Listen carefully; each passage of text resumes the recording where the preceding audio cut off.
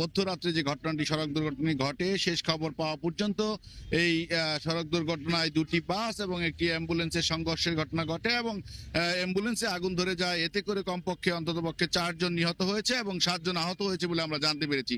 দীর্ঘ 5 ঘন্টা পরে আমরা যেটি দেখতে পাচ্ছি যে এই মুহূর্তে কিছুক্ষণ আগে মূলত সর্বশেষ বাসটিকে ঢাকা-রিচা মহাসড়ক থেকে সরিয়ে নেওয়া হয়েছে। উৎসুক জনতা দেখতে পাচ্ছেন যে এখানে সড়ক দুর্ঘটনার ফলে যে অগ্নিকাণ্ডের ঘটনা ঘটে, আগুনে পুড়ে গিয়েছে পুরো অ্যাম্বুলেন্স এবং অ্যাম্বুলেন্স পুড়ে যাওয়ার পরেই সেখান থেকে কিন্তু 4টি মৃতদেহ সেখান থেকে উদ্ধার করেছে ফায়ার সার্ভিস এবং পুলিশ।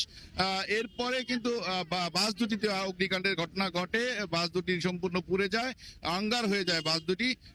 এই সময়ের মধ্যে কিন্তু আমরা যেটি জানতে পেরেছি, পুলিশ এবং ফায়ার সার্ভিস আমাদেরকে যেটি জানায় সেটি হচ্ছে যে মূলত 2টা থেকে 2:30টার মধ্যে এখানে একটি অ্যাম্বুলেন্স উত্তরবঙ্গ থেকে ঢাকাগামী একটি অ্যাম্বুলেন্স যাচ্ছিল, সেটি মূলত ঢাকা-রিচা মহাসড়কের ব্যাংক টাউন এলাকায় এসে সার্ভিস লেন এবং সরাসরি যে লেন রয়েছে সেই লেনের মাঝখানে যে একটি ডিভাইডার রয়েছে সেই ডিভাইডারের সাথে ধাক্কা লেগে অ্যাম্বুলেন্সটি উল্টে যায়। পিছনে থাকা দূরপাল্লার একটি পরিবহন সজোরে অ্যাম্বুলেন্সটির পিছনে ধাক্কা দেয় এবং অ্যাম্বুলেন্সের পিছনে থাকা গ্যাস সিলিন্ডারে বিস্ফোরণের ঘটনা ঘটে। বিস্ফোরণের পরপর আপনার অ্যাম্বুলেন্সটিতে অগ্নিকাণ্ডের ঘটনা ঘটে এবং তৎক্ষণাৎভাবে অ্যাম্বুলেন্সটি থেকে আগুন ছড়িয়ে পড়ে পার্শ্ববর্তী যে বাসটি ধাক্কা দিয়েছিল সেই দূরপাল্লার বাসটিতে এবং এর পিছনে থাকা আরেকটি বাসে অগ্নিকাণ্ডের ঘটনা ঘটে।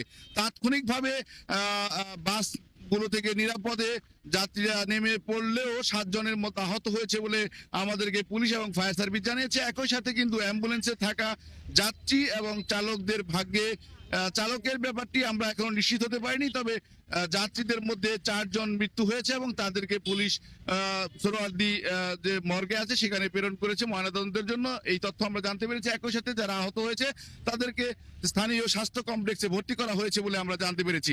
আপনারা দেখতে পাচ্ছেন যে উৎসুক জনতা এবং তারা দেখছেন যে কিভাবে এই সড়ক দুর্ঘটনাটি ঘটেছে এবং তারা দেখতে এখানে এসেছেন এবং আমরা এইখানে যারা প্রত্যক্ষদর্শী রয়েছে তারা যেটি আমাদেরকে জানিয়েছেন, মূলত এখানে হর হামেশাই সড়ক দুর্ঘটনা ঘটনা ঘটছে এবং এর ফলে কিন্তু যেটি হচ্ছে যে আপনার তারা বলছেন যে মূলত সড়কে যেভাবে গাড়ির গতিতে গাড়ি চলে সেই গতি নিয়ন্ত্রণে নেই এবং কোনোভাবে গাড়ির গতি নিয়ন্ত্রণে আনতে পারছে না প্রশাসন, এর ফলে কিন্তু সড়ক দুর্ঘটনার ঘটনাগুলি ঘটছে। একই সাথে বলছেন যে সড়কে ত্রুটিপূর্ণ ডিভাইডার ব্যবস্থাপনার কারণেই কিন্তু সড়ক দুর্ঘটনাগুলো ঘটছে বলে স্থানীয়দের অভিযোগ। তারা বলছেন যে হর হামেশায় হঠাৎ করে একটি ডিভাইডার তুলে দেওয়া হয়েছে যেখানে রাত্রের বেলায় সাইনিং ব্যবস্থা নেই, যেটি জল করে জ্বলবে এবং সেই আলো দেখে মূলত চালকরা সাবধান হয়ে যাবেন, সার্ভিস লেনে যাবেন না মূল লাইনে থাকবেন সেই ব্যাপার নিয়ে তারা দ্বিধাদ্বন্দ্বে পড়ে যান। এর ফলে কিন্তু সড়ক দুর্ঘটনার ঘটনা ঘটে যাচ্ছে বলে আমাদেরকে তারা জানাচ্ছেন।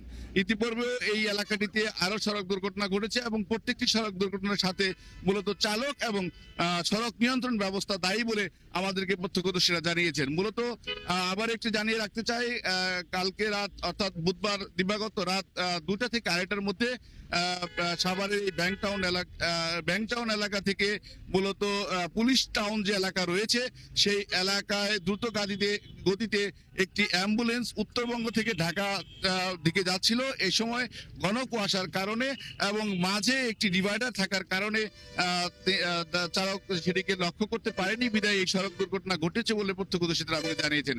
এবং সড়ক দুর্ঘটনার পরপর অ্যাম্বুলেন্সটি সজোরে যখন ডিভাইডারের সাথে ধাক্কা লেগে উল্টে যায় অর্থাৎ আপনার অ্যাম্বুলেন্সটি কাত হয়ে যায়, তখন পিছনে থাকা আরেকটি দূরপাল্লার গাড়ি নিয়ন্ত্রণ না করতে পেরে সেই অ্যাম্বুলেন্সটির গায়ে ধাক্কা লাগায় এবং অ্যাম্বুলেন্সের পিছনে যে সিলিন্ডার থাকে সেই সিলিন্ডারে সজোরে ধাক্কা লেগে সিলিন্ডারটির বিস্ফোরণের ঘটনা ঘটে। এখান থেকেই মূলত সিলিন্ডারের আগুনে অ্যাম্বুলেন্সটিতে আগুন ধরে যায়।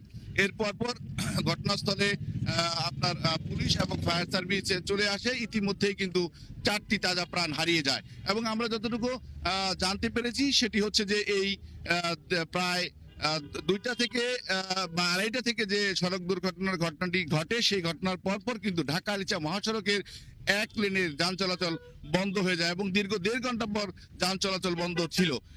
শেষ খবর